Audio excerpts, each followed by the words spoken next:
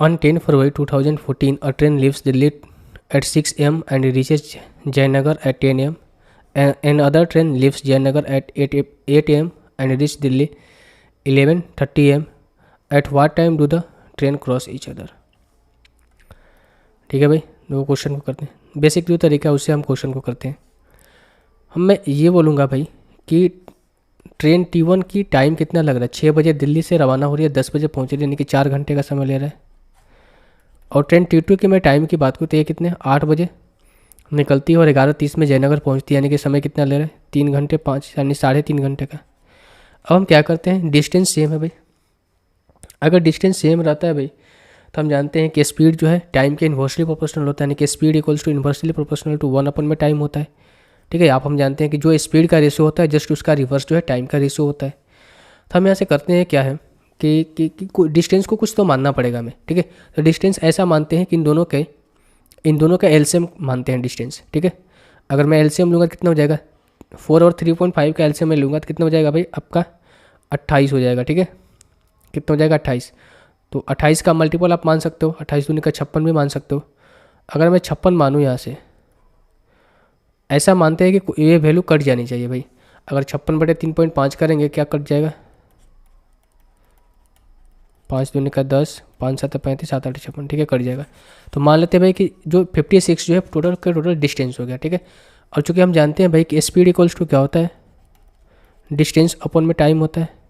तो अगर मैं यहाँ पर बात करूँ स्पीड की रेशियो की, अगर मैं T1 की स्पीड बोलूँ तो 56/4 करेंगे कितना हो जाएगा आपका 14 चौका 56, यानी कि इसकी स्पीड कितनी आ गई. मैं यहाँ से स्पीड लिख दे रहा हूँ. T1 की स्पीड कितनी आ गई 14 किलोमीटर पर आवर. अगर मैं T2 की स्पीड की बात करूँ भाई, ये हो जाएगा कितना 56/3.5. तो 56/3.5 करोगे कितना हो जाएगा आपका 5 दूनी 10, 5 7 35, 7 8 56, 8 दूनी का 16 किलोमीटर पर आवर. अब स्पीड निकल कर आ गया. अब देखो यहाँ से समझो भाई बात को क्या समझना है कि ये पॉइंट ए है, मान लो कि ये पॉइंट ए है, ये पॉइंट बी है. ए ट्रेन इधर जा रही है. ठीक है, ए ट्रेन इधर जा रही है कितने बजे 6 बजे, और बी जो ट्रेन खुल रही है कितने बजे खुल रही है भाई 8 बजे खुल रही है.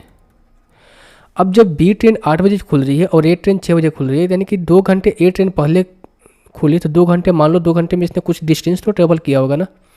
तो 2 घंटे में इसने कुछ डिस्टेंस ट्रेवल किया होगा, और डिस्टेंस इक्वल्स टू हम जानते हैं कि स्पीड इंटू क्या होता है टाइम होता है. तो स्पीड कितना है भाई आपका, ट्रेन 1 की स्पीड कितनी है 14 है, और टाइम कितना लग रहा है इसे, टाइम कितना लग रहा है 2 घंटे, क्योंकि 8 बजे बी खुल रहा है और 6 बजे ए खुल रहा है.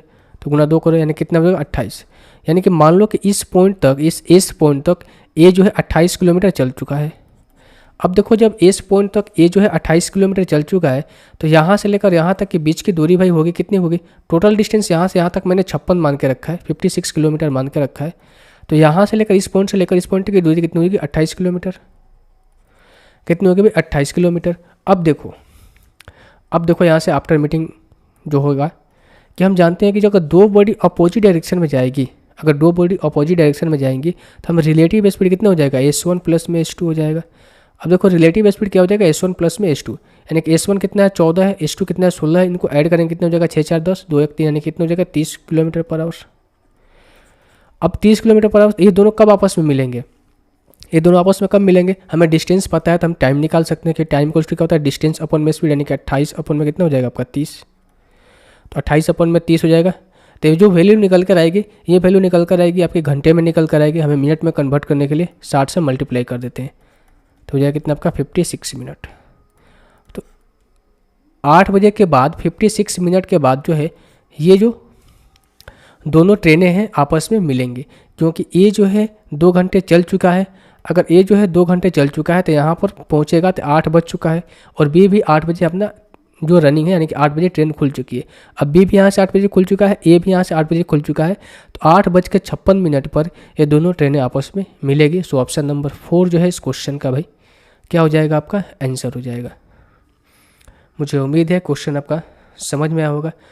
आप इस कंसेप्ट से भी कर सकते हो, इतना सब लिखने की ज़रूरत नहीं था, ठीक है। आप इस कंसेप्ट से ऐसे भी कर सकते थे भाई कि अगर स्पीड जो है इन्वर्सली प्रोपोर्शनल टू 1 में टाइम, क्योंकि डिस्टेंस कांस्टेंट है, तो जो दोनों ट्रेनों का समय लग रहा है कितना, एक को समय 4 घंटे, एक को समय 3.5 घंटे, तो आप यहाँ से 4 × 3.5 कर सकते थे। बटे में कितना होगा इनका, बटे में हो जाए इनका प्लस 4 + 3.5 कितना हो जाएगा 7.5। आप यहाँ से भी कर सकते थे टाइम इक्वल्स टू, ठीक है।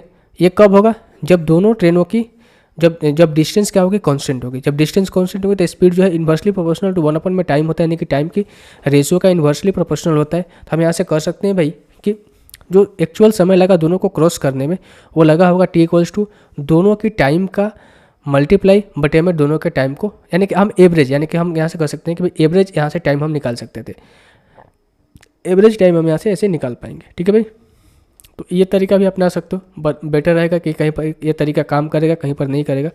ये जो है बेसिक तरीका है क्वेश्चन को करने का, हालांकि ये तरीका भी आसान है, आप इस तरीके से भी जाएंगे, मेरे ख्याल से इस तरीके से आपको जाना चाहिए। तो मुझे उम्मीद है भाई क्वेश्चन आपको पूरी तरीके से समझ में आ गया होगा।